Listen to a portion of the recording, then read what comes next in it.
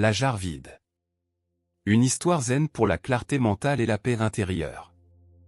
Dans notre monde moderne où tout s'accélère, nos esprits sont constamment emplis de pensées, d'inquiétudes et de distractions qui nous éloignent de la véritable paix intérieure.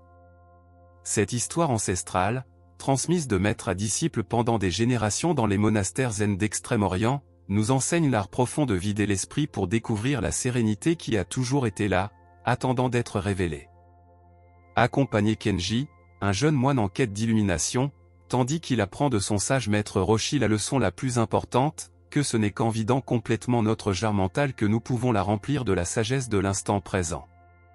À travers 8 chapitres emplis d'enseignements profonds et de moments de révélation, vous découvrirez comment vous libérer du poids des pensées inutiles et trouver cette quiétude mentale qui transforme toute expérience. Ce n'est pas seulement une histoire à écouter, mais une invitation à expérimenter. Chaque chapitre vous guidera plus profondément vers cet état d'esprit vide que tous les maîtres zen ont recherché à travers les siècles. Permettez-vous de vous immerger complètement dans cette narration, en sentant comment chaque mot résonne en vous et vous rapproche de la véritable paix mentale. Préparez-vous pour un voyage qui durera 1 heure, mais dont les effets s'étendront bien au-delà, transformant votre relation avec vos pensées et ouvrant les portes à une sérénité que vous pensiez impossible. Chapitre 1 – Le disciple agité. Dans les montagnes brumeuses du Japon, où les cerisiers murmurent des secrets au vent et où les temples ancestraux s'élèvent comme des gardiens silencieux de la sagesse, vivait un jeune moine nommé Kenji. Ses yeux brillaient de l'inquiétude de 1000 questions, et son esprit ne se reposait jamais, tel un torrent tumultueux qui charrie les feuilles sans répit. Kenji était arrivé au monastère zen de Shiji 3 ans auparavant, cherchant l'illumination qu'il avait entendu décrire dans les histoires de son enfance. Mais plus il méditait, plus ses pensées devenaient agitées. Tandis que ses frères moines semblaient flotter dans des océans de calme, lui se débattait dans des tempêtes mentales qui le laissaient épuisé. Un matin d'automne, lorsque les feuilles commençaient leur danse dorée vers la terre, Kenji s'approcha de son maître, Roshi Tanaka, un ancien dont la présence irradiait la sérénité d'un lac de montagne immobile.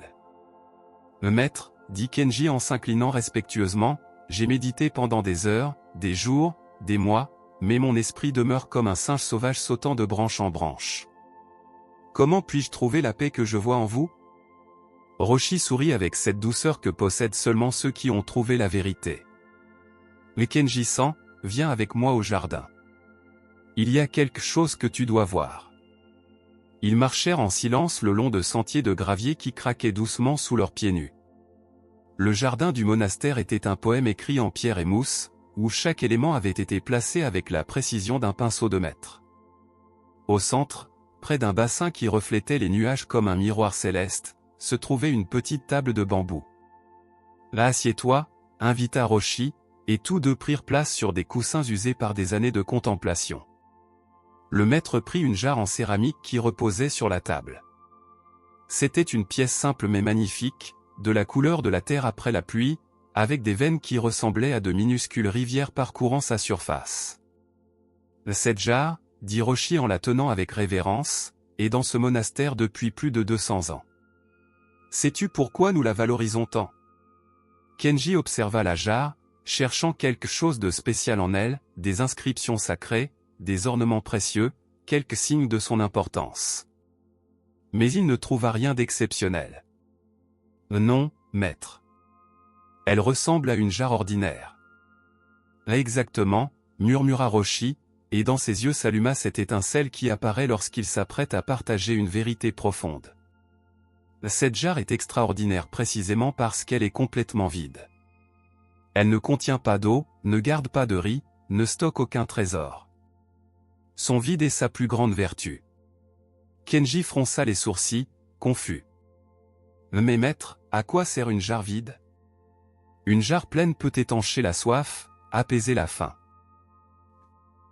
Là, interrompit doucement Roshi, « Mais dis-moi, jeune disciple, si cette jarre était pleine de sable, pourrions-nous la remplir d'eau pure quand nous aurions soif ?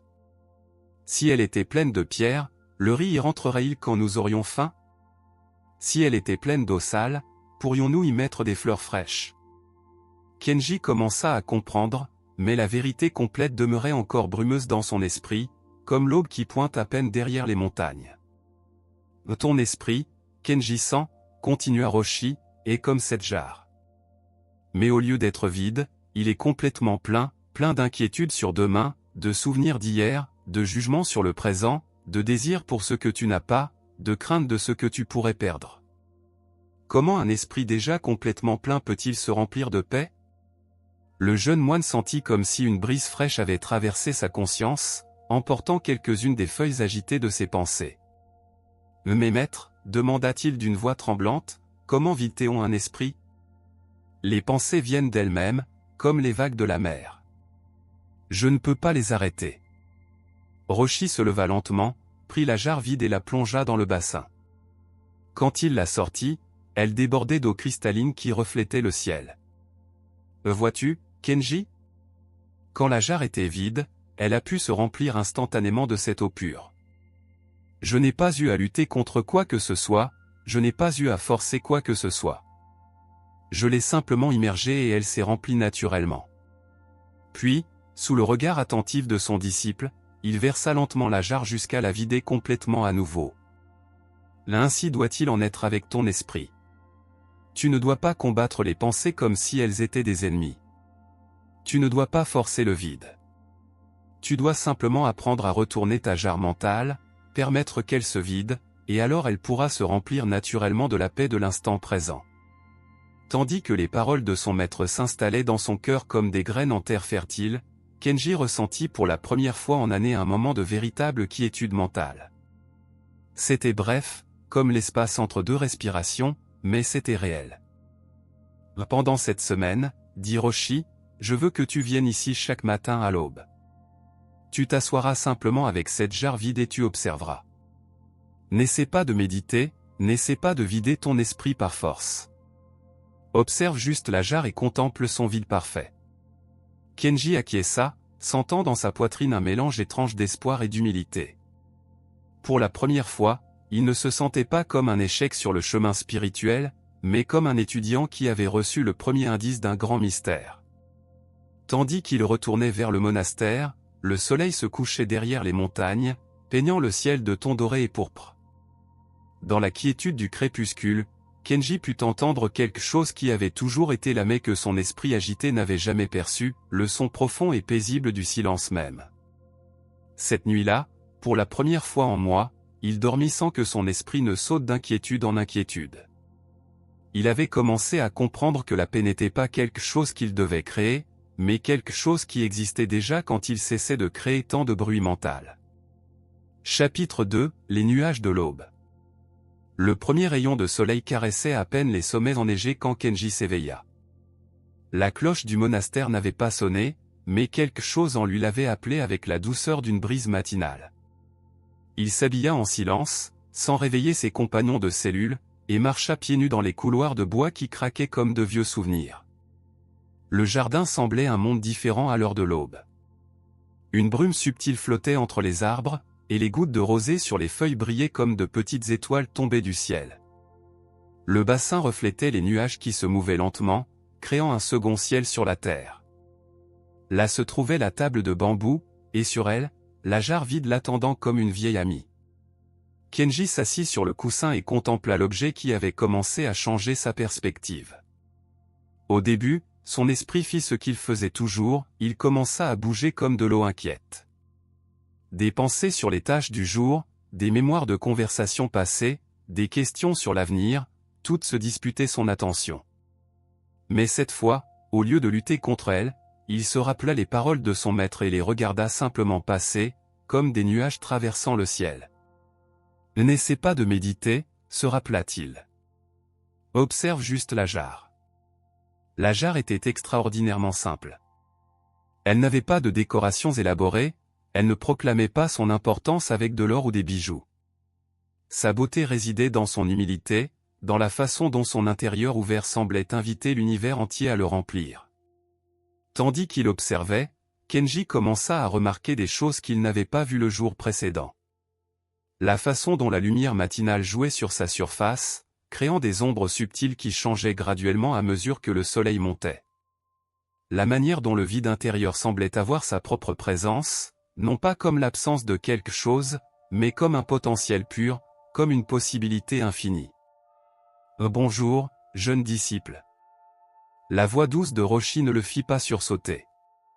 C'était comme s'il l'avait attendu. Bonjour, maître, répondit Kenji sans détourner son regard de la jarre. Roshi s'assit à côté de lui en silence. Ensemble, ils contemplèrent la jarre vide tandis que le monde s'éveillait lentement autour d'eux. Les oiseaux commencèrent leur chœur matinal, et les fleurs de lotus dans le bassin s'ouvrirent comme des mains s'offrant au ciel. Après un long moment, le maître parla. Dis-moi, Kenji-san, qu'as-tu observé? La jarre reste la même, maître, mais moi, je vois des choses différentes à chaque fois que je la regarde. Comme si ma façon de voir changeait. Là, murmura Roshi avec approbation. La jarre vide est un maître parfait. Elle ne prêche jamais, ne discute jamais, n'essaie jamais de te convaincre de quoi que ce soit. Elle est simplement ce qu'elle est, et dans sa simplicité, elle nous enseigne tout ce que nous devons savoir. Il prit la jarre entre ses mains ridées et l'éleva vers la lumière. Vois-tu comme la lumière passe à travers elle sans obstacle? Si elle était remplie d'objets solides, la lumière ne pourrait pas la pénétrer. Mais vide comme elle l'est, elle devient transparente, permet à la lumière de circuler librement. Kenji ressentit une connexion profonde avec ces paroles. Son esprit, toujours si plein de pensées denses, n'avait jamais permis à la lumière de la clarté de le traverser. Maître, dit-il doucement, quand j'observe la jarre, parfois je ressens des moments où mon esprit devient silencieux. Ce n'est pas que j'arrête complètement de penser, mais les pensées ne me perturbent pas autant. C'est comme si je pouvais les voir passer sans m'y accrocher. Roshi sourit, et dans son sourire se trouvait la chaleur de 1000 soleils. Ces moments, Kenji-san, sont de petits goûts du grand vide. Ils ne sont pas la destination finale, mais des signes sur le chemin qui te montrent que tu vas dans la bonne direction. Ils sont comme les premières gouttes de pluie qui annoncent l'arrivée de la mousson. Le maître se leva et marcha vers le bassin. Il prit un peu d'eau dans ses paumes creusées et revint. « Étends tes mains, demanda-t-il à Kenji. Quand le jeune moine étendit les paumes vers le haut, Roshi versa lentement l'eau de ses mains dans celle de son disciple. L'eau resta là un moment, formant une petite flaque cristalline. « Maintenant, dit Roshi, ferme les poings. » Au moment où Kenji ferma les mains, l'eau s'échappa entre ses doigts, retombant vers la terre. « Les pensées sont comme cette eau, expliqua le maître. Si tu maintiens ton esprit ouvert et détendu, comme tes paumes étendues, les pensées peuvent être la sans te causer de perturbations. Mais si tu essaies de les saisir, de les contrôler, de fermer ton esprit comme des poings serrés, elles s'échappent et te laissent les mains vides et le cœur frustré. Kenji contempla ses paumes humides, sentant la vérité de l'enseignement dans le plus profond de son être. Pendant ta pratique, continua Roshi, n'essaie pas d'attraper le vide mental comme s'il était un papillon. Le vide n'est pas quelque chose qu'on peut posséder. Il ressemble plus à l'espace dans cette jarre, il est toujours là, attendant patiemment que nous cessions de le remplir de choses inutiles. Tandis qu'il parlait, les nuages au-dessus d'eux se mouvaient lentement, changeant de forme sans effort. L'un ressemblait à un dragon, puis se transforma en montagne, puis en océan de coton blanc. « Regarde les nuages, indiqua Roshi. Ils sont en changement constant, mais le ciel qui les contient demeure immuable. Tes pensées sont comme ces nuages, toujours changeantes, toujours en mouvement. Mais la conscience qui les observe, celle-là est comme le ciel, vaste, immuable, toujours présente. » Kenji leva les yeux et contempla le ciel bleu qui s'étendait infiniment au-delà des nuages passagers. Pour un moment, il ressentit une identification profonde avec cette vastitude, comme si son esprit s'élargissait au-delà des limites de son crâne, devenant l'espace même où les pensées apparaissaient et disparaissaient. La jarre vide, murmura Roshi en remettant l'objet sacré à sa place, nous enseigne que la vacuité n'est pas absence de vie, mais présence totale de possibilités. Quand ton esprit sera vraiment vide, tu ne seras pas inconscient ou endormi. Tu seras plus éveillé que jamais, car finalement tu pourras percevoir la réalité sans les distorsions de tes pensées constantes. Le soleil était monté suffisamment pour que ses rayons dorés illuminent complètement le jardin. Les couleurs devinrent plus vibrantes, les sons plus clairs, et Kenji put percevoir une qualité de présence dans tout ce qui l'entourait qu'il n'avait jamais remarqué auparavant. Viens demain à la même heure, dit Roshi tandis qu'il se préparait à partir. Et souviens-toi, ne viens pas pour accomplir quelque chose. Viens simplement pour être avec la jarre vide. Permets-lui d'être ton maître, et tu découvriras que le meilleur étudiant est celui qui n'essaie pas d'apprendre, mais qui demeure simplement ouvert à ce qui est déjà présent. Quand Kenji se leva finalement pour retourner à ses devoirs matinaux, il portait avec lui quelque chose de plus qu'une information nouvelle. Il portait une expérience directe, bien que brève, de ce que c'était que d'être aussi spacieux que le ciel, aussi réceptif que la jarre vide, aussi naturel que l'eau qui coule. La journée se passa différemment. Tandis qu'il accomplissait ses tâches, balayait les couloirs, aidait à la cuisine, copiait les sutras, il remarqua qu'il pouvait maintenir une qualité d'ouverture mentale, comme si une petite partie de lui demeurait toujours connectée à cette sensation d'espace qu'il avait expérimentée dans le jardin. Ce n'était pas parfait, et souvent son ancien esprit revenait avec ses schémas habituels. Mais maintenant il savait qu'il y avait quelque chose de plus, une possibilité différente d'être dans le monde. Et cela faisait toute la différence. Chapitre 3, la rivière qui ne s'accroche pas. La troisième aube arriva accompagnée d'une pluie douce qui créait un rythme hypnotique sur les tuiles du temple. Kenji s'éveilla au son de l'eau embrassant la terre, et pour la première fois en année, il ne ressentit pas l'urgence immédiate de planifier sa journée ou de s'inquiéter de ses tâches. Il y avait quelque chose dans le son de la pluie qui semblait aussi laver les pensées anxieuses de son esprit. Quand il arriva au jardin, il découvrit que la pluie avait transformé l'espace en un sanctuaire encore plus intime. Des gouttes de pluie dansaient sur la surface du bassin, créant des cercles concentriques qui s'étendaient et s'évanouissaient comme des pensées momentanées. La jarre vide sur la table de bambou brillait d'humidité, paraissant plus vivante que jamais. Kenji s'assit sous l'avant-toit qui protégeait la table, assez près pour rester sec mais sentant encore la présence fraîche de la pluie. Il contempla la jarre, remarquant comment les gouttes qui s'étaient accumulées sur sa surface extérieure roulaient lentement vers le bas sans laisser de traces. Même sous la pluie, elle reste vide, pensa-t-il. L'eau la touche, mais ne s'y accroche pas. Ses réflexions furent interrompues par le son familier des pas de Roshi qui approchait. Le maître arriva avec une grande feuille de lotus sur sa tête comme un parapluie naturel, sa robe à peine humide malgré la pluie. « Je vois que même la pluie ne peut t'éloigner de ton rendez-vous avec la vacuité, » dit Roshi avec un sourire amusé en s'installant à côté de Kenji. « La pluie rend tout plus clair, maître. Comme si elle lavait non seulement le jardin, mais aussi mon esprit. » Roshi acquiesça avec approbation. La pluie est un maître zen parfait. Elle tombe sans discrimination sur le pur et l'impur, sur le beau et le laid, sur le sacré et l'ordinaire. Elle ne juge pas, ne choisit pas, elle est simplement.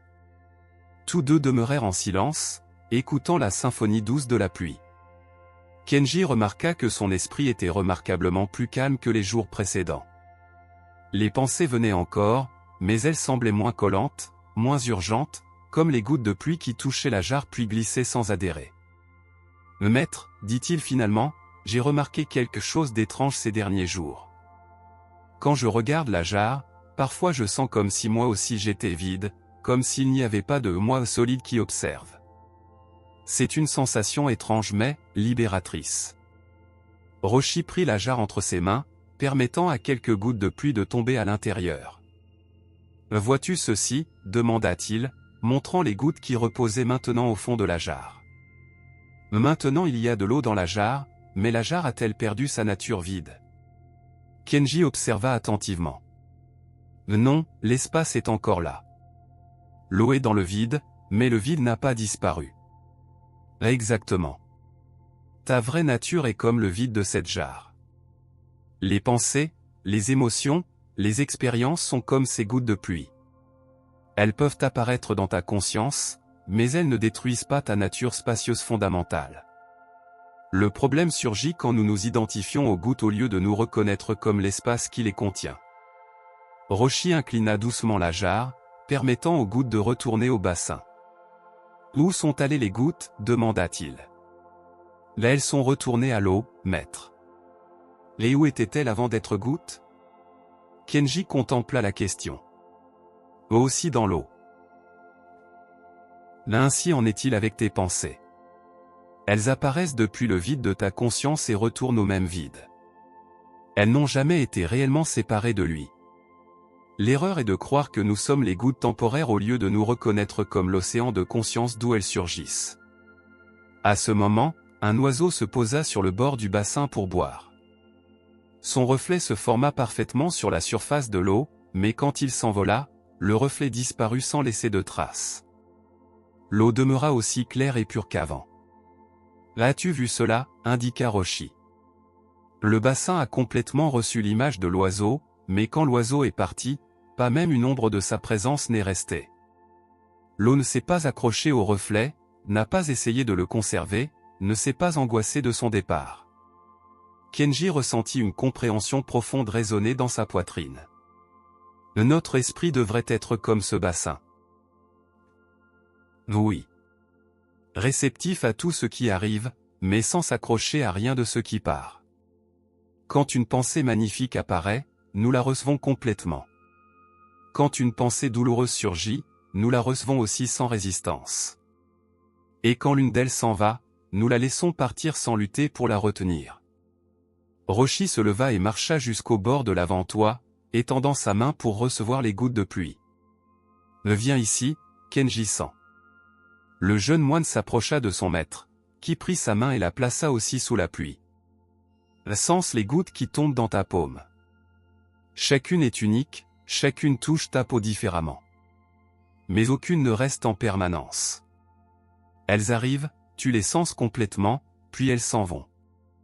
Ainsi devrait être ta relation avec tous les contenus de ton esprit. » Tandis que Kenji sentait la pluie dans sa paume, il expérimenta une sensation extraordinaire de fluidité. C'était comme si la frontière entre lui et le monde extérieur était devenue poreuse, perméable. Il n'y avait pas un moi solide recevant des expériences séparées, mais plutôt un flux continu de conscience dans lequel tout apparaissait et disparaissait naturellement. Voici la différence entre la rivière et le rocher, continua Roshi. Le rocher résiste à l'eau, crée de la turbulence, s'érode lentement. Mais la rivière coule autour de tout obstacle sans perdre sa nature. Elle ne combat pas les pierres sur son chemin, elle les embrasse simplement et continue à couler. Comment puis-je être plus comme la rivière, maître? En n'essayant pas de l'être, répondit Roshi avec un rire doux. La rivière ne décide pas d'être rivière, ne s'entraîne pas à être rivière, ne s'efforce pas d'être rivière. Elle coule simplement selon sa nature. Ta vraie nature est déjà comme la rivière, fluide, adaptable, sans résistance. Tu as seulement besoin d'arrêter de prétendre être le rocher. Ils retournèrent à leur siège sous l'avant-toit. La pluie continuait sa danse douce, et Kenji sentait comme si chaque goutte lavait des couches de tension mentale qu'il avait accumulées pendant des années. « Maître, quand je suis avec la jarre vide, parfois je sens que le temps s'arrête. Comme si des heures passaient, mais seulement quelques minutes se sont écoulées. Le temps, dit Roshi, est créé par l'esprit qui saute du passé au futur. Quand l'esprit s'établit complètement dans le présent, le temps se révèle pour ce qu'il est vraiment, une illusion utile, mais pas la réalité fondamentale. Dans le vide véritable, seul existe ce moment éternel, toujours présent, toujours frais. » Tandis qu'il parlait, les nuages commencèrent à s'ouvrir légèrement, permettant aux rayons de soleil de pénétrer la pluie, créant un arc-en-ciel ténu sur le jardin. « Regarde, » indiqua Roshi. La pluie et le soleil ne se battent pas l'un contre l'autre. Leur rencontre crée la beauté. Quand tu apprendras à ne pas combattre tes pensées, quand tu apprendras à demeurer vide comme cette jarre, tu découvriras que même les pensées les plus difficiles peuvent créer des arcs-en-ciel dans ta conscience. Kenji contempla l'arc-en-ciel, ressentant une profonde gratitude pour cet enseignement si subtil mais puissant. Il commençait à comprendre que vider l'esprit ne signifiait pas avoir un esprit mort ou inerte, mais un esprit aussi spacieux et flexible que le ciel, qui pouvait contenir n'importe quel temps sans être perturbé. « Continue à venir chaque matin, » dit Roshi tandis qu'il se préparait à partir. « Mais maintenant, porte aussi cet enseignement avec toi pendant la journée. Souviens-toi que tu es le bassin, pas les reflets, le ciel, pas les nuages, la jarre, pas son contenu. Et quand tu l'oublieras, car tu l'oublieras souvent, reviens simplement à la respiration, reviens au moment présent, reviens au vide naturellement présent au centre de ton être. Quand Kenji retourna finalement à ses activités, la pluie avait cessé, mais il portait avec lui cette sensation de fluidité et d'ouverture. C'était comme s'il avait appris un nouveau langage, le langage du non-attachement, du laisser-aller, d'être comme l'eau qui prend la forme du récipient mais ne perd jamais son essence. Chapitre 4, le miroir de la conscience. La 4e aube arriva cristalline et silencieuse. L'air était si immobile que le bassin ressemblait à une lame de verre parfaite, reflétant chaque nuage, chaque feuille, chaque pierre avec une clarté absolue. Kenji arriva au jardin ressentant une quiétude intérieure qui égalait presque la quiétude extérieure du monde matinal. Il s'assit devant la jarre vide, mais cette fois son approche était différente. Au lieu de l'observer comme un objet externe, il ressentit une étrange sensation de reconnaissance, comme s'il voyait le reflet de quelque chose de familier au plus profond de lui-même. « Oh bonjour, vieil ami », murmura-t-il, se surprenant à s'adresser ainsi à la jarre. Tandis qu'il contemplait sa surface simple et son intérieur spacieux, Kenji remarqua que son esprit ne sautait plus de pensée en pensée comme auparavant. Les pensées apparaissaient encore, mais il y avait des espaces entre elles, des moments de vide pur où il n'y avait pas de contenu mental, seulement une présence claire et alerte. « Je vois que tu as commencé à te lier d'amitié avec le vide », dit une voix familière derrière lui. Roshi s'approcha avec une grâce qui semblait ne pas déranger le silence matinal, comme s'il faisait partie du paysage lui-même. Il portait quelque chose dans ses mains, un petit miroir de bronze poli, si ancien que sa surface avait la patine dorée des siècles. « Maître », salua Kenji sans retirer complètement son attention de la jarre, « je sens que quelque chose change en moi. C'est comme s'il y avait plus d'espace dans ma tête. » Roshi s'assit et plaça le miroir à côté de la jarre sur la table de bambou. L'espace a toujours été là, Kenji sent. Il était juste si plein de meubles mentaux que tu ne pouvais pas le percevoir. C'est comme une pièce si encombrée qu'on oublie à quel point elle est vraiment spacieuse. Il prit le miroir entre ses mains et l'orienta vers Kenji. Regarde-toi dans ce miroir. Que vois-tu? Kenji se pencha et observa son reflet. Je vois mon visage, maître.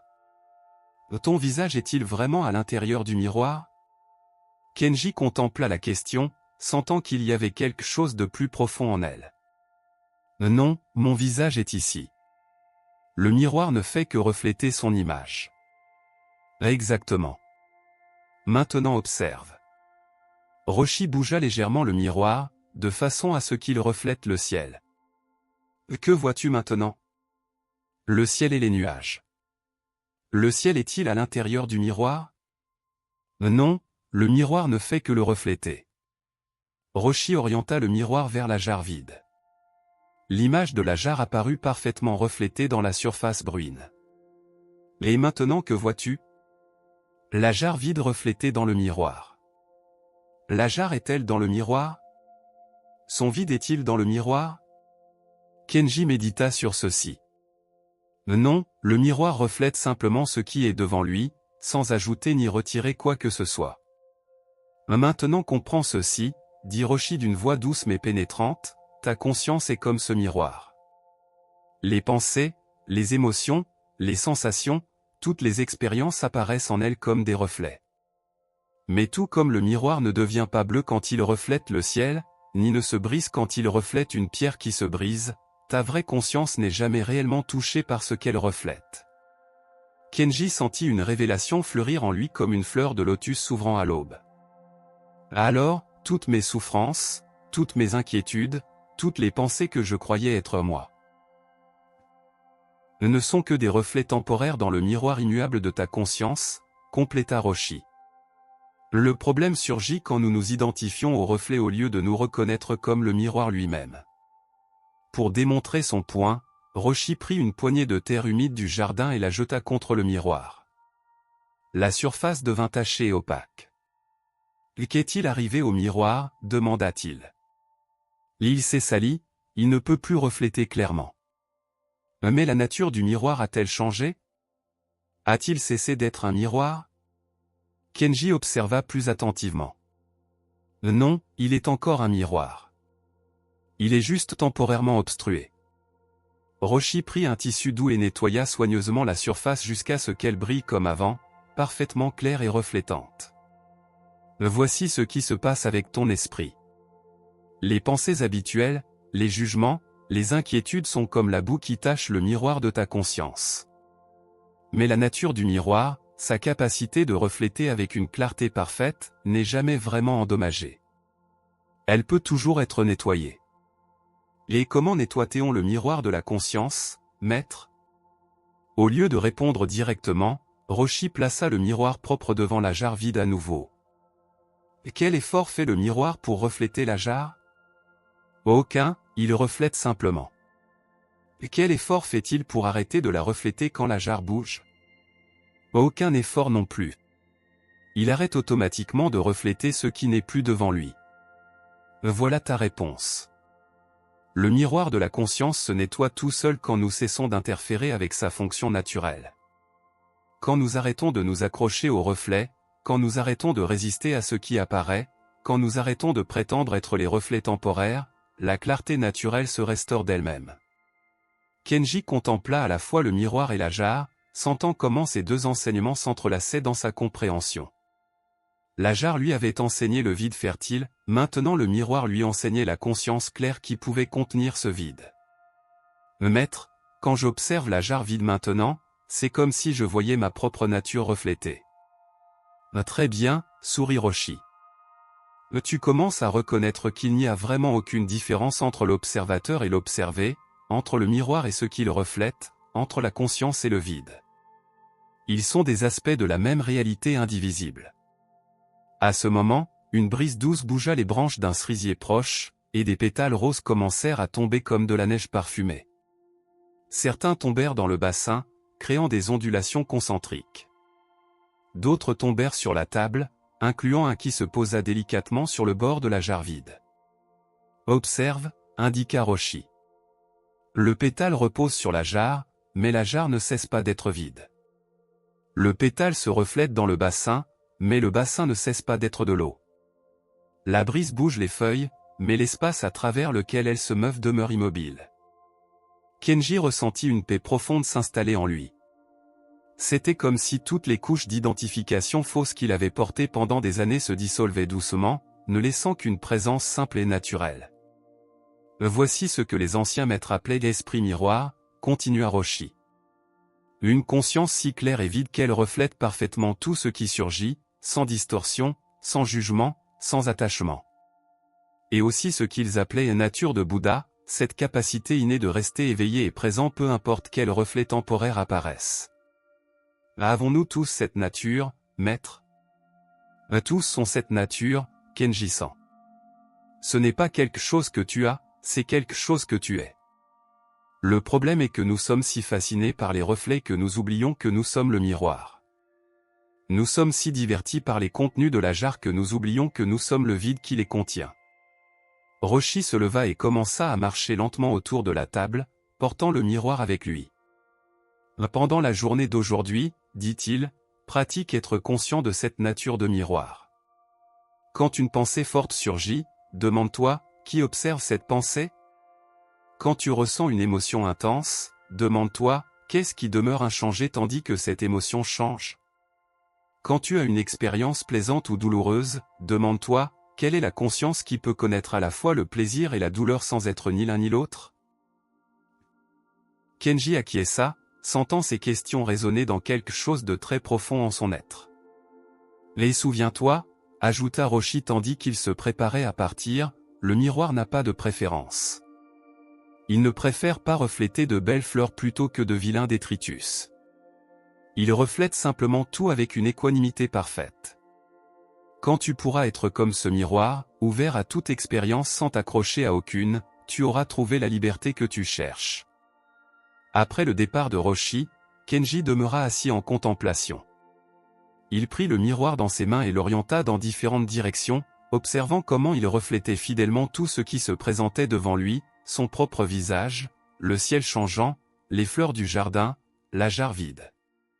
Graduellement, il commença à ressentir une identification profonde non pas avec ce qu'il voyait dans le miroir, mais avec la qualité d'être présent et alerte qui rendait toute perception possible. C'était comme découvrir qu'il avait été un acteur si absorbé dans son rôle qu'il avait oublié qu'il était l'espace conscient dans lequel toute la pièce avait lieu. Pour la première fois de sa vie, Kenji expérimenta ce que signifiait être complètement présent sans être quelqu'un en particulier, complètement conscient sans s'accrocher à aucun contenu de conscience. C'était une liberté si vaste et naturelle qu'il se demanda comment il avait pu l'ignorer pendant si longtemps. Quand il retourna finalement à ses devoirs quotidiens, il portait avec lui non seulement une nouvelle compréhension conceptuelle, mais une expérience directe de sa nature la plus fondamentale. Et bien que cette clarté se voilerait et s'éclaircirait plusieurs fois pendant la journée, il savait maintenant sans aucun doute que sous toutes les fluctuations de son expérience, il y avait quelque chose d'immuable, paisible et complètement libre. Chapitre 5 – La danse de l'être et du non-être. Au 5e jour, Kenji s'éveilla avant l'aube avec une étrange sensation d'attente, comme si quelque chose d'important était sur le point de se révéler. L'air de l'aube avait une qualité spéciale, chargé de cette électricité subtile qui précède les grandes transformations internes. Quand il arriva au jardin, il fut surpris de trouver Roshi déjà là, assis en méditation profonde devant la jarre vide. Sa présence était si sereine qu'il semblait se fondre avec la quiétude matinale. Kenji s'approcha silencieusement et s'assit à côté de lui, sans interrompre la méditation du maître. Dans la pénombre de l'aube, la jarre vide semblait être plus qu'un objet physique. Il y avait quelque chose dans sa simplicité qui transcendait la forme, comme si elle était une porte vers quelque chose d'infini. Kenji la contempla, remarquant que sa perception avait changé dramatiquement en ces quelques jours. Il ne voyait plus simplement une jarre en céramique, mais un symbole vivant de sa propre nature essentielle. Après un temps indéterminé, cela pouvait avoir été des minutes ou des heures, Roshi ouvrit doucement les yeux. « Bonjour, Kenji-san. Je vois que la jarre vide t'appelle de plus en plus tôt. »« Bonjour, maître. Il y a quelque chose en elle, c'est comme si elle m'enseignait sans mots. » Roshi sourit avec cette expression de quelqu'un qui reconnaît la maturation de la compréhension chez son étudiant. « Aujourd'hui, dit-il, je veux te montrer le mystère le plus profond de la jarre vide. Mais d'abord, dis-moi, la jarre existe-t-elle vraiment ?» Kenji toucha la surface froide de la céramique. « Bien sûr qu'elle existe, maître. Je peux la toucher, la voir. » « Ah, mais qu'est-ce qui existe exactement? L'argile dont elle est faite existe-t-elle? » ?»« Oui. » « Et avant d'être jarre, où était cette argile? » Kenji réfléchit. « Dans la terre, dans les montagnes. » « Et avant d'être argile? » Là elle était, roche, minéraux. « Et avant d'être roche? » Là elle était, poussière d'étoiles, éléments forgés dans le cœur d'anciens soleils. Exactement. Alors où la jarre finit-elle et l'univers commence-t-il? Où l'univers finit-il et la jarre commence-t-elle? Kenji sentit son esprit conceptuel commencer à vaciller doucement, comme un château de cartes touché par une brise invisible. Maintenant, continua Roshi, dis-moi, le vide de la jarre existe-t-il vraiment? Eh bien, le vide est l'absence de choses, donc en un certain sens il n'existe pas. Mais peux-tu mettre de l'eau dans quelque chose qui n'existe pas? Non, alors le vide doit exister d'une certaine manière. Mais comment quelque chose qui est l'absence de tout peut-il exister? Kenji s'immergea dans une contemplation profonde. C'était comme essayer d'attraper l'eau avec ses mains, chaque fois qu'il croyait avoir une réponse solide, elle glissait entre les doigts de sa pensée. Ceci, dit doucement Roshi, est ce que les anciens maîtres appelaient la danse de l'être et du non-être. La jarre existe et n'existe pas. Le vide existe et n'existe pas. Tu existes et n'existes pas. Tout dans cet univers est dans cette danse mystérieuse entre l'existence et la non-existence. Pour illustrer son point, Roshi prit une poignée de sable fin du jardin zen proche et le laissa tomber lentement entre ses doigts. Vois-tu ces grains de sable? Chacun semble séparé et solide. Mais si tu les observes avec un microscope, tu verras qu'ils sont faits de molécules. Observe les molécules et tu verras des atomes. Observe les atomes et tu verras de l'espace vide avec de minuscules particules qui dansent. Observe les particules et tu verras qu'elles apparaissent et disparaissent du vide quantique. Alors qu'est-ce qui est réel? Les grains de sable ou le vide d'où ils émergent. Kenji contempla les grains de sable qui étaient tombés sur la table, remarquant comment la lumière de l'aube les faisait briller comme de petites étoiles. La réponse, continua Roshi, est que les deux sont également réels et également illusoires. Ils sont des aspects différents de la même réalité fondamentale qui est au-delà de l'être et du non-être. À ce moment, le soleil apparut au-dessus des montagnes, baignant le jardin de lumière dorée. La jarre vide brilla doucement, et Kenji eut une perception soudaine et étonnante, il pouvait voir simultanément la solidité apparente de la jarre et sa vacuité fondamentale, son existence et sa non-existence, sans que ses perceptions se contredisent. « Maître, murmura-t-il d'une voix émerveillée, je peux voir que la jarre est là et n'est pas là en même temps. C'est comme si elle était solide et vide, réelle et irréelle simultanément. » L'excellent, s'exclama Roshi avec une joie genuine. Tu as commencé à voir avec ce que nous appelons vision vide, la capacité de percevoir la nature paradoxale de toute existence. Maintenant applique cette vision à toi-même. Kenji dirigea son attention vers sa propre expérience. Immédiatement, il put ressentir le même paradoxe dans son propre être, il était là comme Kenji le moine, avec son histoire, ses pensées, ses émotions. Mais simultanément, il y avait une sensation profonde de n'être personne en particulier, d'être aussi vide et spacieux que la jarre elle-même. C'est extraordinaire, chuchota Teil. Je peux sentir que je suis Kenji et qu'il n'y a aucun Kenji. Je peux sentir mes pensées et aussi l'absence totale de penseur. C'est comme si j'étais tout et rien en même temps. Voici ce que les textes sacrés appellent la nature vide de tous les phénomènes, expliqua Roshi. Cela ne signifie pas que rien n'existe, mais que rien n'existe de la manière solide et indépendante que nous croyons. Tout est comme un arc-en-ciel, vif et beau quand il apparaît, mais sans substance solide quand tu l'examines de près. Roshi se leva et marcha vers le bassin, où les poissons-koi nageaient paresseusement en cercle lent. « Viens ici, Kenji-san. » Quand Kenji s'approcha, Roshi jeta une petite pierre au centre du bassin. Les vagues s'étendirent en cercle parfait, perturbant temporairement le reflet des nuages. « Où est la pierre maintenant » demanda-t-il. « Au fond du bassin. » Et les vagues qu'elle a créées ? Là elles s'étendent vers les bords. Mais où sont réellement les vagues? Sont-elles différentes de l'eau? Kenji observa attentivement. Les vagues ne sont que mouvements dans l'eau. Elles ne sont pas séparées de l'eau, elles sont l'eau qui bouge. Exactement. Les vagues n'ont pas d'existence indépendante de l'eau, mais elles ne sont pas non plus identiques à toute l'eau. Elles sont une expression temporaire de l'eau. De la même manière, tu es comme une vague dans l'océan infini de la conscience. Tu n'es pas séparé de la conscience, mais tu n'es pas non plus identique à elle dans sa totalité. Tu es une expression unique et temporaire de quelque chose de vaste et innommable. Cette métaphore résonna profondément en Kenji. Il put sentir viscéralement comment son sens individuel du moi était comme une vague, réelle dans sa manifestation, mais non séparée de l'océan d'être d'où elle surgissait. Maintenant comprends, dit Roshi tandis qu'il retournait vers la table, pourquoi la jarre vide est le maître parfait. Elle t'enseigne simultanément sur la forme et la vacuité, l'existence et la non-existence, le moi et le non-moi. Elle te montre que ceux-ci ne sont pas des opposés contradictoires, mais des aspects complémentaires de la même réalité indescriptible. Ils s'assirent à nouveau devant la jarre, mais maintenant l'expérience de Kenji était complètement différente.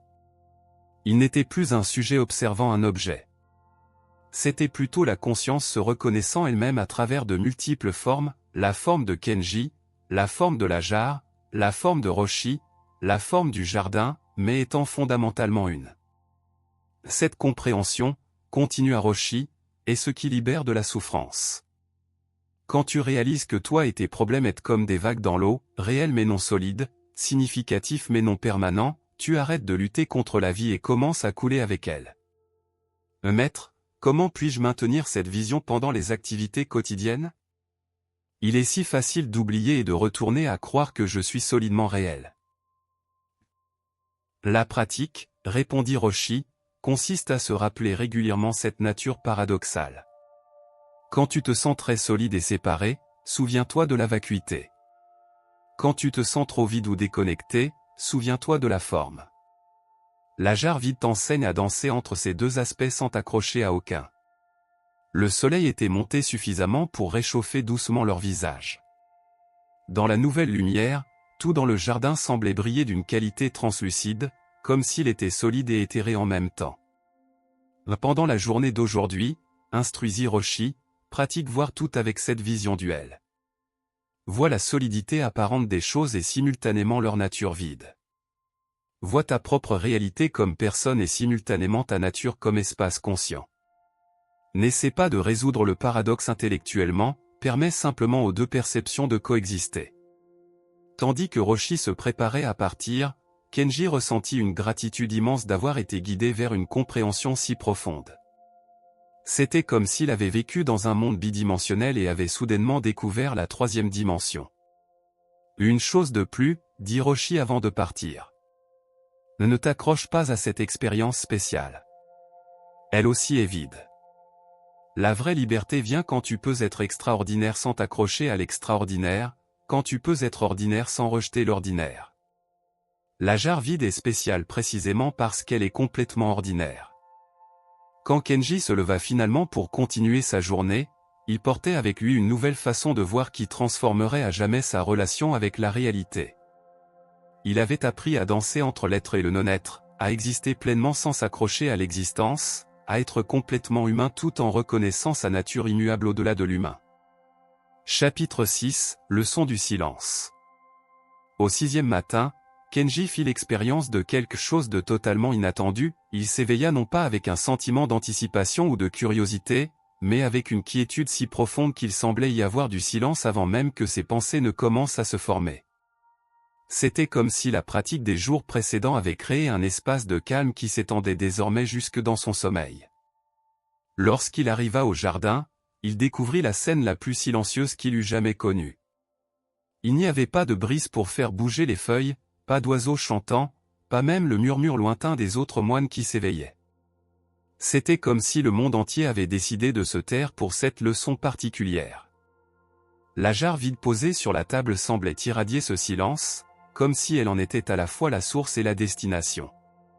Kenji s'assit devant elle, et remarqua aussitôt quelque chose d'extraordinaire, son esprit était presque totalement immobile. Il n'y avait pas le flot habituel de pensée, ni l'urgence familière d'analyser ou de planifier. Il n'y avait qu'une présence alerte et spacieuse, comme un lac de montagne un matin sans vent. « Peux-tu l'entendre » La voix douce de Roshi surgit du silence sans le troubler, comme si elle faisait partie de lui. « Entendre quoi, maître » murmura Kenji, baissant instinctivement le ton pour ne pas rompre la qualité sacrée du moment. Leçon du silence. Kenji écouta attentivement. Au début, il ne percevait que l'absence de son. Mais plus il écoutait profondément, plus il commença à détecter quelque chose de subtil, pas exactement un son, mais plutôt la présence vivante du silence lui-même, comme une musique si raffinée qu'elle se situait au-delà de la portée de l'audition ordinaire. « C'est étrange, maître. Je n'entends aucun son, mais il y a quelque chose, comme si le silence était vivant. » Roshi s'assit à côté de lui, et sa présence se fondit si naturellement dans la quiétude qu'il était difficile de dire où finissait le maître et où commençait le silence. « Le véritable silence, murmura Roshi, n'est pas la simple absence de bruit. C'est la présence de quelque chose de plus fondamental que tout son. C'est l'espace conscient dans lequel tous les sons apparaissent et disparaissent, mais qui, lui, n'est jamais troublé par aucun son. » Pour illustrer ses paroles, Roshi prit une petite cloche de bronze qu'il avait apportée et la fit tinter doucement. Le ton clair et pur se répandit dans le jardin, emplissant l'air de sa résonance cristalline. Puis, graduellement, le son s'éteignit jusqu'à disparaître complètement. « Où le son est-il allé » demanda Roshi.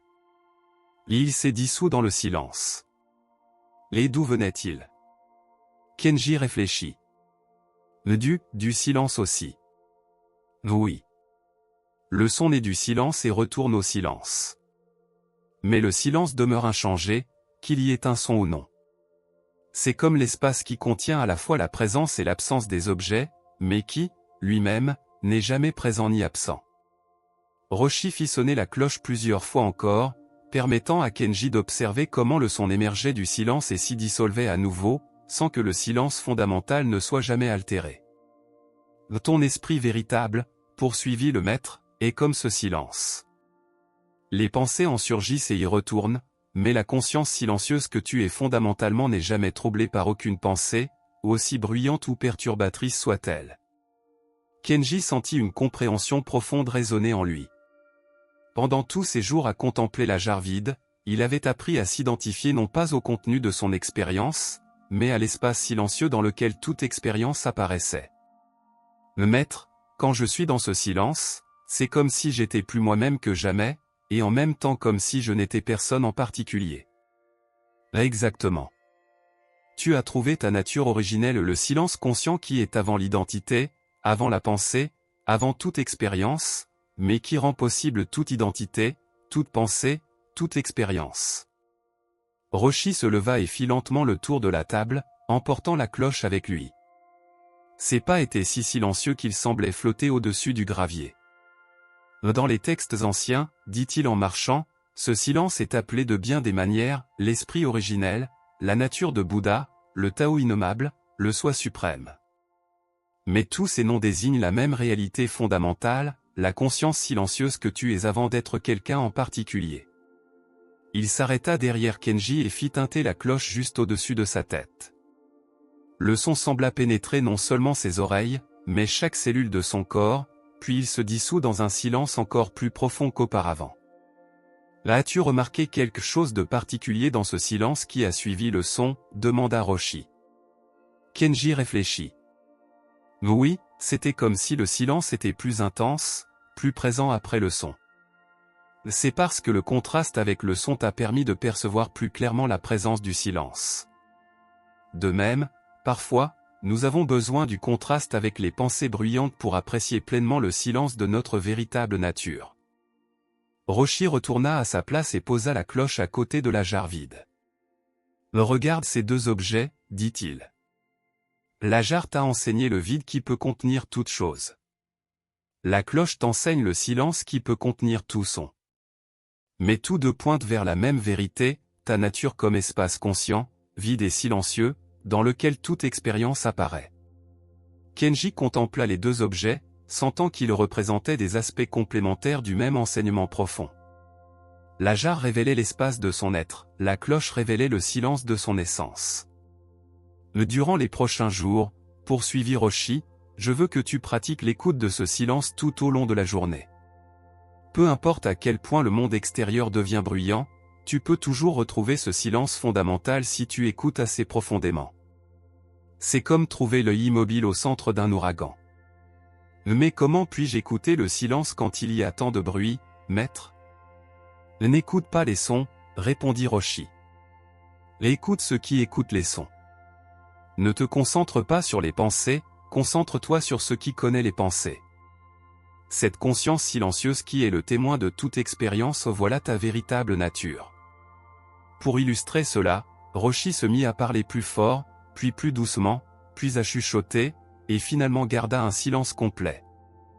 Durant tous ces changements, il demanda à Kenji de remarquer ce qui restait constant. Que as-tu remarqué qui n'a pas changé pendant tous ces différents niveaux de son? Là, la conscience qui écoutait. Elle est restée la même, que vous parliez fort, doucement ou en silence. Parfait. Cette conscience silencieuse est ce que tu es réellement. Les sons vont et viennent, les pensées vont et viennent, les émotions vont et viennent, mais le silence conscient qui les connaît tous demeure immuable. À ce moment-là, comme s'il avait attendu le signal parfait, un oiseau commença à chanter dans un arbre voisin. Sa mélodie était d'une beauté exquise, emplissant le jardin de trilles purs et joyeux. Mais au lieu de troubler le silence qu'ils avaient exploré, elle semblait en émerger et le magnifier, comme des joyaux posés sur un velours noir. Tu vois, sourit Roshi. Le véritable silence n'est pas troublé par le son. En réalité, il rend le son plus beau, plus présent, plus apprécié. Quand tu demeures dans ta nature silencieuse, tu ne deviens pas sourd au monde. Tu deviens l'auditeur parfait, capable d'apprécier chaque son pleinement sans être perturbé par aucun. Kenji fit lui-même cette expérience. Il pouvait entendre le chant de l'oiseau avec une clarté et une beauté extraordinaires, mais depuis un lieu de silence si profond que le son semblait se dérouler à l'intérieur d'un espace infini de paix. Ce silence, poursuivit Roshi tandis que l'oiseau chantait encore, est aussi la raison pour laquelle la jarre vide est un maître parfait. Dans son silence matériel, elle pointe vers le silence de la conscience. Dans son vide physique, elle révèle le vide conscient que tu es. Elle ne fait pas de bruit, n'argumente pas, ne cherche pas à te convaincre. Elle est simplement, et dans sa simple présence, elle révèle ton simple être. Maître, j'ai l'impression d'avoir cherché quelque chose toute ma vie, et maintenant je réalise que c'était cela ou ce silence qui a toujours été là. Oui, acquiesça Roshi avec une profonde satisfaction. Tu as cherché au mauvais endroit. Tu as cherché la paix dans des expériences bruyantes, tu as cherché la plénitude dans des objets vides, tu as cherché ta véritable nature dans de fausses identités. Mais ta véritable demeure a toujours été ce silence présent, ce vide conscient, cette paix qui ne dépend d'aucune circonstance extérieure.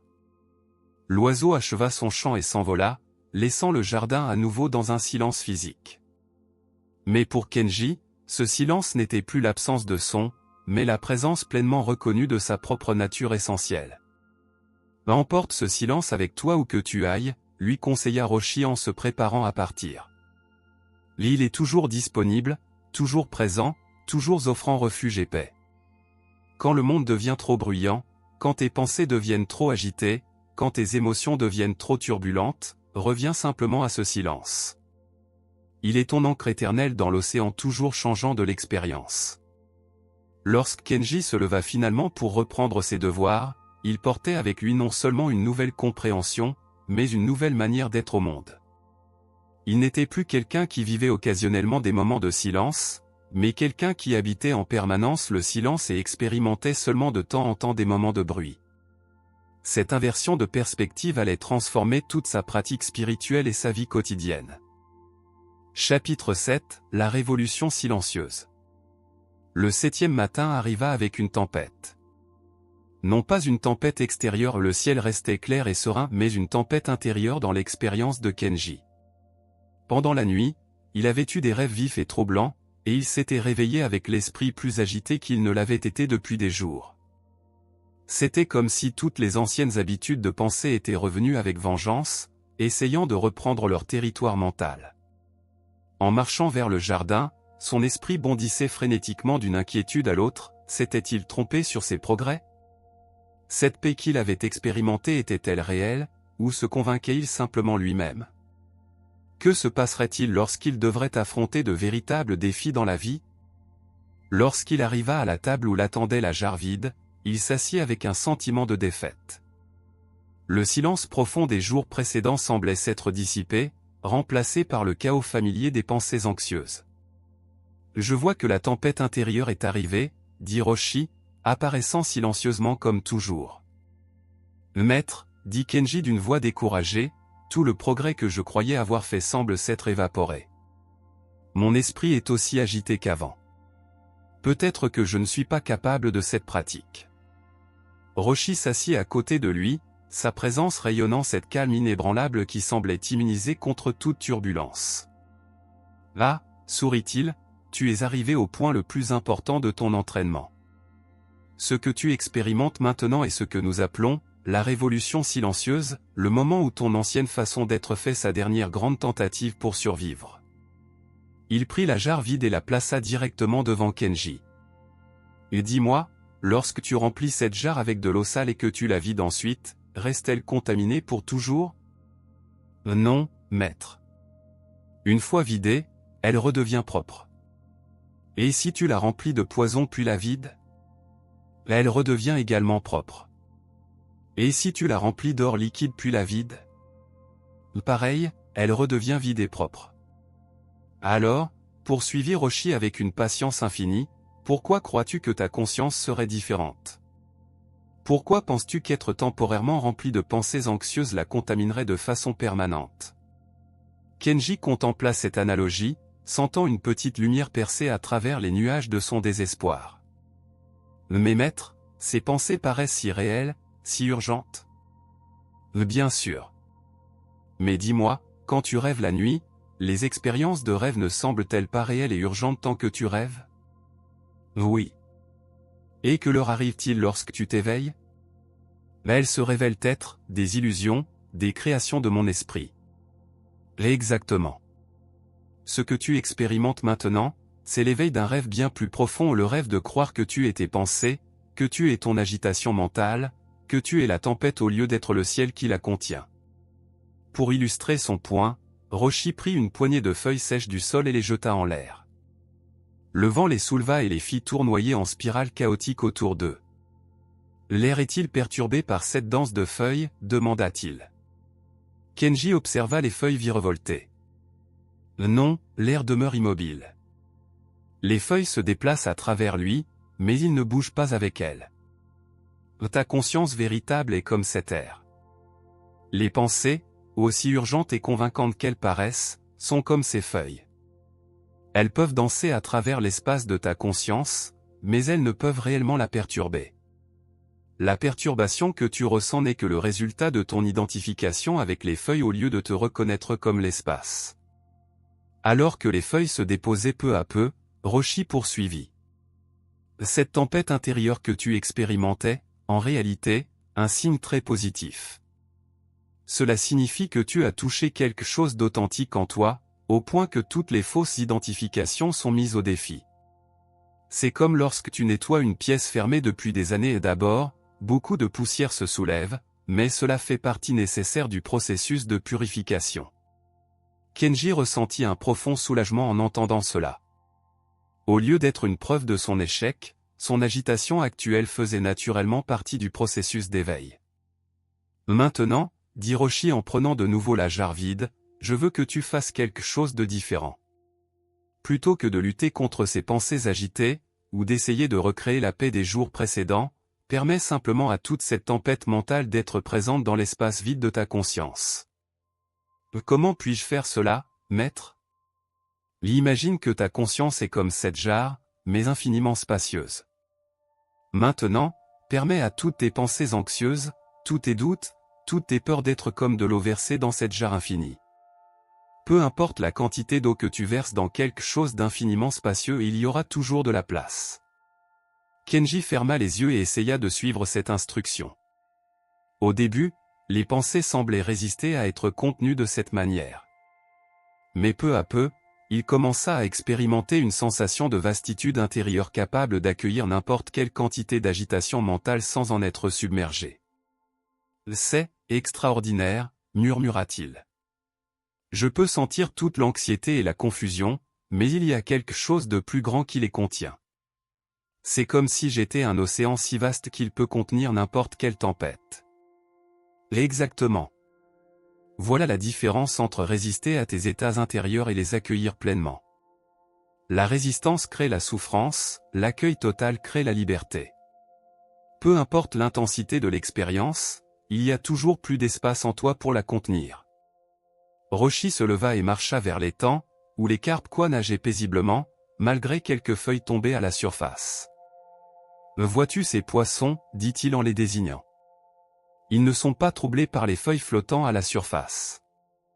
Ils continuent de nager dans les profondeurs de l'étang. Toi aussi, tu as ces profondeurs et des couches de ton être qui demeurent en parfaite paix, peu importe les tempêtes qui agitent la surface. Kenji ouvrit les yeux et contempla l'étang, ressentant une connexion profonde avec cette métaphore. Il pouvait sentir qu'il existait en lui des niveaux de conscience complètement intacts, même face à son agitation mentale actuelle. La révolution silencieuse, continua Roshi en revenant, ne consiste pas à forcer ton esprit à se taire. Elle consiste à découvrir le silence qui est déjà là, dans les profondeurs de ton être, attendant patiemment d'être reconnu.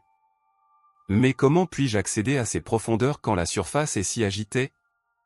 N'essaie pas d'y accéder, répondit Roshi avec un sourire énigmatique. Reconnais simplement que tu y es déjà. L'agitation que tu ressens se passe à la surface de quelque chose d'infiniment plus profond et immobile. C'est comme être au fond de l'océan et s'inquiéter des vagues qui se trouvent tout en haut, à la surface. Pour illustrer cela, Roshi prit une pierre et la jeta au centre de l'étang. Les ondulations s'élargirent en cercle, troublant le reflet des nuages. Mais au fond, les poissons continuaient de nager sans être affectés. Ta pratique, maintenant, expliqua-t-il, n'est pas d'essayer d'apaiser les vagues de pensée. C'est de reconnaître que tu es déjà la profondeur qui ne peut être troublée par aucune vague. Cette identification à ta nature profonde et immuable, voilà la révolution silencieuse. Kenji sentit un changement fondamental dans sa compréhension. Durant tous ces jours, il avait tenté d'atteindre des états particuliers de calme. Maintenant, il se rendait compte que la véritable pratique consistait à reconnaître le calme déjà inhérent à sa nature la plus profonde. Maître, je peux sentir qu'il y a en moi quelque chose qui n'a jamais été réellement perturbé, même au milieu de mes pires angoisses. Oui, c'est ton vrai soi immuable, inconditionnel, toujours présent. Les pensées vont et viennent, les émotions vont et viennent, les circonstances vont et viennent, mais cette conscience fondamentale reste toujours identique à elle-même. Le soleil s'était élevé suffisamment pour que sa lumière dorée illumine tout le jardin. Dans cette lumière, même les feuilles qui avaient créé tant de chaos quelques minutes plus tôt paraissaient belles, comme si elles faisaient partie d'une danse sacrée. La véritable révolution, dit Roshi en se préparant à partir, n'est pas de changer ce qui apparaît dans ta conscience. C'est de changer ta relation avec ce qui apparaît. Lorsque tu te reconnais comme l'espace conscient immuable, au lieu de t'identifier au contenu changeant de cet espace, tu as accompli la révolution la plus fondamentale qui soit. Et cette révolution est-elle permanente, maître? La révolution elle-même se produit en un instant de reconnaissance. Mais le rappel est demeurer identifié à ta véritable nature plutôt qu'au phénomène temporaire, cela requiert une pratique constante. C'est comme apprendre à marcher, une fois que tu sais comment faire, tu ne l'oublies jamais complètement, mais au début tu dois rester attentif consciemment pour ne pas tomber. Tandis que Roshi s'éloignait, Kenji resta assis devant la jarre vide, mais son expérience était désormais complètement différente. Son esprit avait encore des pensées anxieuses, mais il n'était plus ces pensées. Il était l'espace conscient dans lequel elles apparaissaient et disparaissaient. Ce simple renversement d'identification avait transformé entièrement sa relation avec son expérience intérieure. Pour la première fois, il comprit de manière viscérale que la liberté ne venait pas du contrôle ou de l'élimination des contenus de la conscience, mais de la reconnaissance qu'il était la conscience elle-même, demeurant libre, peu importe ce qui pouvait apparaître en elle. La révolution silencieuse avait commencé, et rien ne serait plus jamais pareil. Chapitre 8 – L'éveil du vide ordinaire. Au 8e matin, quelque chose d'extraordinaire s'était produit, rien d'extraordinaire ne s'était produit. Kenji s'éveilla sans fanfare spirituelle, sans expérience mystique particulière, sans la sensation dramatique de transformation qu'il avait connue les jours précédents. C'était simplement ordinaire. Et dans cette parfaite ordinarité, il y avait une perfection qui transcendait toute expérience spéciale qu'il avait pu avoir auparavant. En marchant vers le jardin, il remarqua que ses pas étaient naturellement silencieux, sa respiration naturellement paisible, son esprit naturellement spacieux. Aucun effort n'était requis, aucune pratique consciente. C'était comme si, après des jours à apprendre à nager, cela était enfin devenu naturel, sans penser. La cruche vide posée sur la table semblait désormais une vieille amie intime. Il n'y avait en elle aucun mystère dramatique, aucune profonde leçon à en tirer. Elle était simplement ce qu'elle avait toujours été, une cruche vide. Et dans cette simplicité parfaite, Kenji trouva l'enseignement le plus profond de tous. « Bonjour », dit Roshi, apparaissant avec sa présence habituelle de tranquillité sans effort. « Bonjour, maître », répondit Kenji, remarquant que son salut jaillissait d'un lieu de parfaite naturalité, sans l'urgence d'impressionner ni l'anxiété d'être évalué qui avait caractérisé ses premiers jours. Ils s'assirent ensemble dans le silence familier, mais ce silence avait une qualité différente. Ce n'était pas le silence tendu de quelqu'un qui essaie de méditer, ni le silence spécial d'état modifié de conscience. C'était le silence ordinaire de deux êtres simplement présents, aussi naturel que le silence entre deux respirations ou l'espace entre deux mots. Après un temps qui aurait pu être des minutes ou une éternité, le temps avait perdu son urgence habituelle. Roshi parla. Dis-moi, Kenji-san, qu'as-tu appris de la cruche vide? Kenji contempla la question, remarquant qu'aucune réponse élaborée ou profonde ne surgissait. À la place, une simplicité parfaite se présenta. Qu'elle est vide, maître. Roshi sourit, et dans ce sourire se trouvait la reconnaissance de celui qui voit que son élève a enfin compris. Et qu'as-tu appris sur toi-même? Que moi aussi je suis vide. Et comment te sens-tu à ce sujet? Kenji explora honnêtement son expérience intérieure. Complètement ordinaire. Complètement naturel. Comme si j'avais toujours été ainsi, mais que je ne l'avais simplement pas remarqué. Parfait, s'exclama Roshi avec une joie sincère. Tu es arrivé à la fin du chemin spirituel, la découverte qu'il n'y a jamais eu de chemin à parcourir, jamais eu de destination à atteindre, jamais eu de toit à améliorer ou à illuminer. Il prit la cruche vide entre ses mains, mais cette fois son geste n'avait plus le caractère cérémoniel des jours précédents. C'était simplement un vieil homme tenant un objet simple. Cette cruche, dit-il, ne s'enorgueillit pas d'être vide. Elle ne se sent pas spéciale parce qu'elle peut contenir de l'eau. Elle ne cherche pas de reconnaissance pour sa capacité à refléter la lumière. Elle est simplement ce qu'elle est, pleinement et sans excuse. Voilà l'état d'éveil véritable, être complètement ce que tu es, sans le besoin d'être autre chose. Mais maître, demanda Kenji avec une curiosité sincère mais sans urgence, est-ce tout? N'y a-t-il pas d'expérience plus profonde, de réalisation plus grandiose? Oh, il existe une infinité d'expériences possibles, répondit Roshi. Tu peux avoir des visions de Dieu, sentir ta conscience s'étendre pour embrasser l'univers, éprouver des extases qui te font pleurer de joie. Mais toutes celles-ci ne sont que des décorations dans cette cruche vide, belle, temporaire, mais pas plus essentielle que sa simplicité fondamentale. Pour illustrer son propos, Roshi prit quelques fleurs tombées pendant la nuit et les plaça dans la cruche. Elles paraissaient belles, décoratives, spéciales. L'est-elle plus précieuse maintenant? Demanda-t-il. Elle est plus voyante, mais pas plus précieuse, répondit Kenji sans hésiter. Roshi retira les fleurs, laissant la cruche de nouveau vide. Les expériences spirituelles extraordinaires sont comme ces fleurs ou de beaux ornements qui peuvent apparaître dans l'espace de ta conscience. Mais ta valeur, ta perfection, ta liberté ne dépendent pas de leur présence ou de leur absence. Elles résident dans le fait d'être l'espace immuable qui peut contenir aussi bien la présence que l'absence de toute expérience. Kenji acquiesça, sentant la vérité de cela non comme un concept intellectuel, mais comme une réalisation vécue dans chacune de ses cellules. Maître, cela signifie-t-il que je n'ai plus besoin de pratiquer? Que je n'ai plus besoin de méditer? Cette cruche a-t-elle besoin de pratiquer pour être vide? Demanda Roshi avec un sourire malicieux. Non, elle est simplement vide.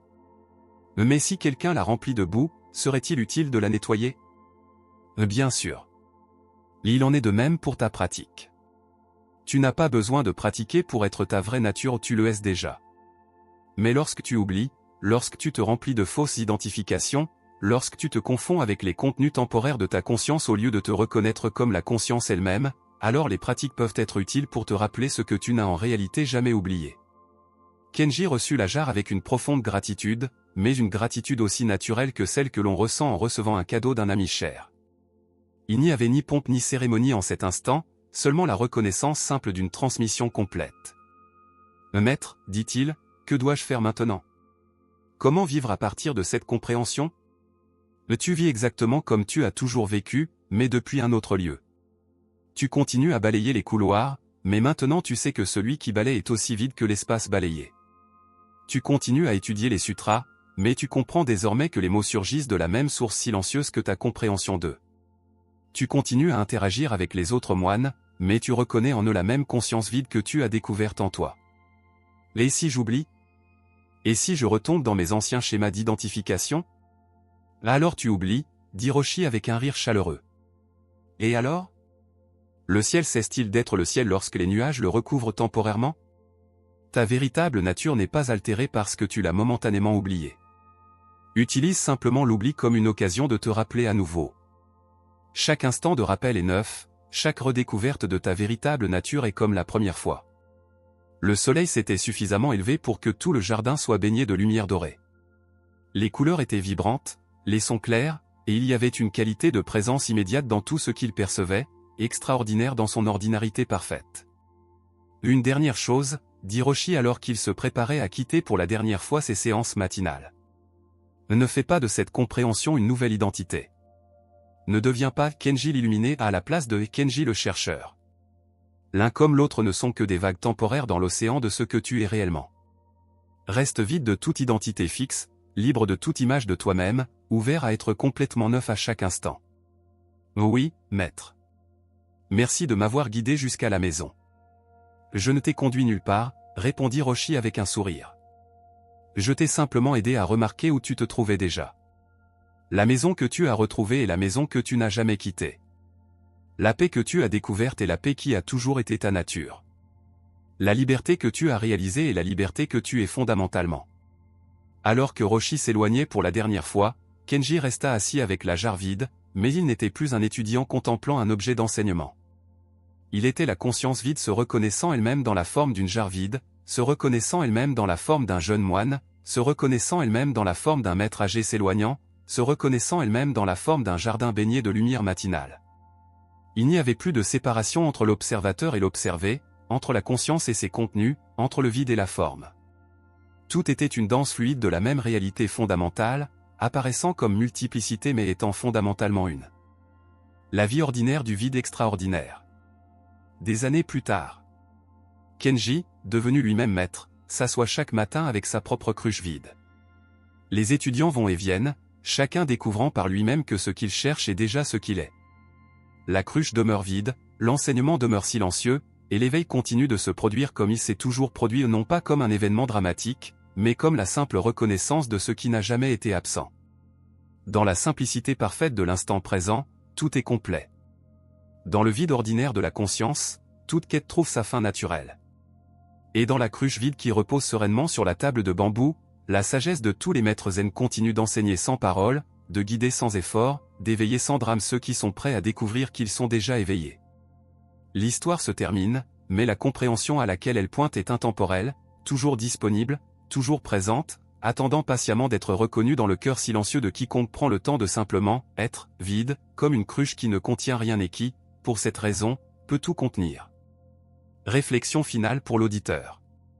Alors que ces mots se dissolvent dans le silence d'où ils sont nés, il demeure une invitation silencieuse, peux-tu trouver en toi-même cette cruche vide? Peux-tu reconnaître l'espace conscient qui lit ou qui écoute ces mots? Non comme un concept, mais comme la réalité vivante que tu es maintenant, que tu as toujours été et que tu seras à jamais, vide de limitation, libre d'identification, complet dans ta simplicité naturelle. L'histoire de Kenji est ton histoire. La cruche vide qu'il a découverte est la même cruche vide que tu es. L'éveil qu'il a vécu se produit en ce moment même, non comme quelque chose à atteindre dans le futur, mais comme la nature présente de ton expérience la plus intime. Vide ton esprit, non pas en le forçant à être vide, mais en reconnaissant le vide qui est déjà là. Dans cette reconnaissance, toute quête trouve son aboutissement naturel, et la vie ordinaire se révèle extraordinairement parfaite, exactement telle qu'elle est.